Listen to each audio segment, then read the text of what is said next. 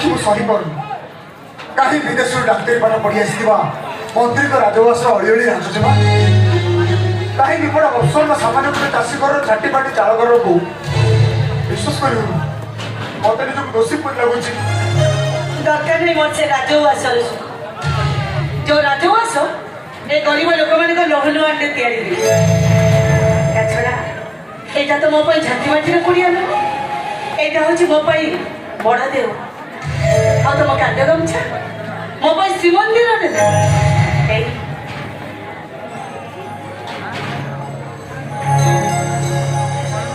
ତମର ଏ କାନ୍ଦ ଗାମୁଛାରେ ମୁହଁ ପୋଛିଦେଲି ମତେ ଯେମିତି ଚନ୍ଦନ ଚନ୍ଦନ ବାସ୍ନା।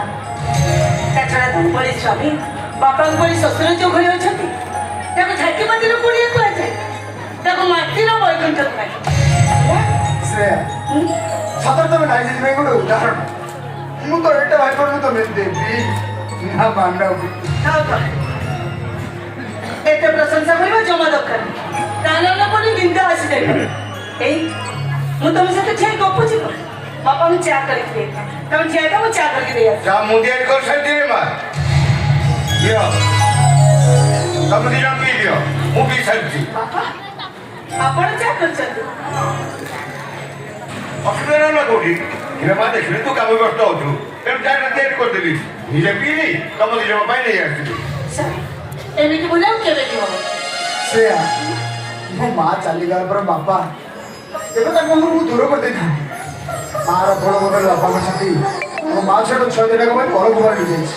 ଆଉ ସେଇ ପରକୁମାର ଶୋଇ ଆମେ ରାଜବାସ ସୁଖ ପାଇଛୁ। ହଁ ଆଗ କହିଲେ ଚାଟା କେତେ ଗରମ ଅଛି?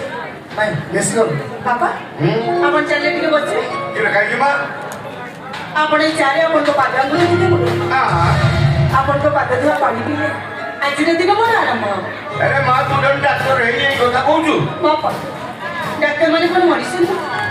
ତାଛଡ଼ା ବିଶ୍ୱାସରେ ଭଗବାନ ଆପଣ ତ ହେଉଛନ୍ତି ଆମ ପାଇଁ ବଡ଼ ଭଗବାନ। ଆପଣ ଆଉ ଏତେ କଥା ଲଗେଇ ବସିଲେ। ଓହୋ